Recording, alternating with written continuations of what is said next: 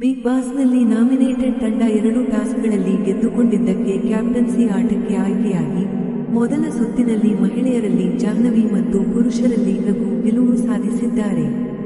Captaincy task ಇನ್ನೂ ಬಾಕಿ ಇದೆ. ಆದರೆ ಎರಡನೇ ಬಾರಿಗೆ ರಘು ಕ್ಯಾಪ್ಟನ್ ಆಗಿ ಮಿನುಗಿದ್ದಾರೆ. ಎರಡನೇ ಬಾರಿಗೆ ಕ್ಯಾಪ್ಟನ್ ಸ್ಥಾನ ಪಡೆದ ರಘು ಪರೋಕ್ಷವಾಗಿ ರಕ್ಷಿತಾ ದಿ ಕಿಂಗ್ ಮೇಕರ್ ಎಂದ ವೀಕ್ಷಕರು. ರಘು ಕ್ಯಾಪ್ಟನ್ ಆಗಲು ರಕ್ಷಿತಾ ಶೆಟ್ಟಿನೇ ಕಾರಣ. ಈ ವಾರದ ಕ್ಯಾಪ್ಟನ್ಸಿ ಆಟವು ಬಿಗ್ ಬಾಸ್ನಲ್ಲಿ ಸಖತ್ ಟ್ವಿಸ್ಟ್ನಿಂದ ಕೂಡಿತ್ತು.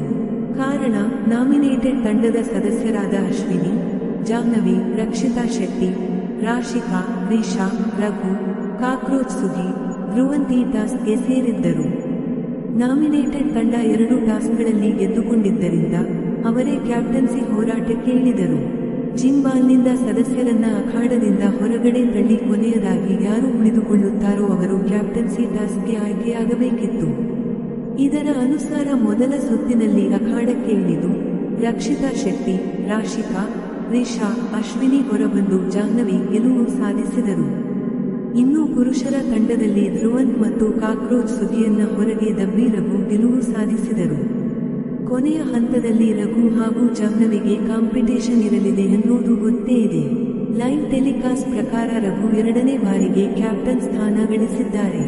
ಹೌದು, ರಘು ಈಗಾಗಲೇ ಕ್ಯಾಪ್ಟನ್ ಆಗಿದ್ದರು.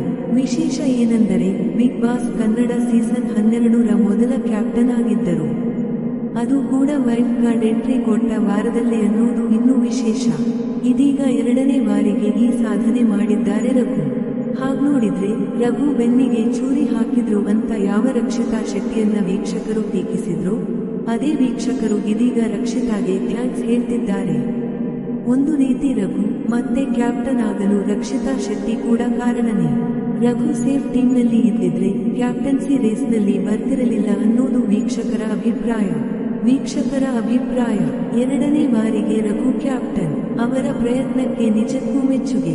ರಕ್ಷಿತಾ ಪರೋಕ್ಷವಾಗಿ ದಿ ಕಿಂಗ್ ಮೇಕರ್. ಈ ವಾರದ ಅಂತ್ಯದ ವೇಳೆಗೆ ಎಂತಹ ತಿರುವು.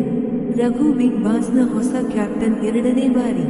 4 ವಾರಗಳಲ್ಲಿ ಎರಡನೇ ಬಾರಿಗೆ ನಾಯಕರಾದ ರಘು ಅವರಿಗೆ ಅಭಿನಂದನೆಗಳು. ಅವರನ್ನು ಒಂಟಿಯಾಗಿ ನಾಮಿನೇಟೆಡ್ ತಂಡಕ್ಕೆ ಎಳೆದುಕೊಂಡು ಹೋಗಿ ಸೇಫ್ ತಂಡದಲ್ಲಿ ಬಳಸದೆ ಹೋಗುತ್ತಿದ್ದ ಟಾಸ್ಕ್ ಬೀಸ್ಟ್ ಅನ್ನು ಸಕ್ರಿಯಗೊಳಿಸಿದ ರಕ್ಷಿತಾ ಅವರಿಗೂ ಸಹ ಕ್ರೆಡಿಟ್ ಸಲ್ಲುತ್ತದೆ. ರಕ್ಷಿತಾ ಪ್ಲಾನ್ ಯಶಸ್ವಿಯಾಯಿತು. ವ್ಯತ್ಯಾಸವೆಂದರೆ ಅವಳ ಪ್ಲಾನ್ ಯಶಸ್ವಿಯಾಗುತ್ತದೆ ಎಂದು ಅವಳಿಗೆ ತಿಳಿದಿರಲಿಲ್ಲ.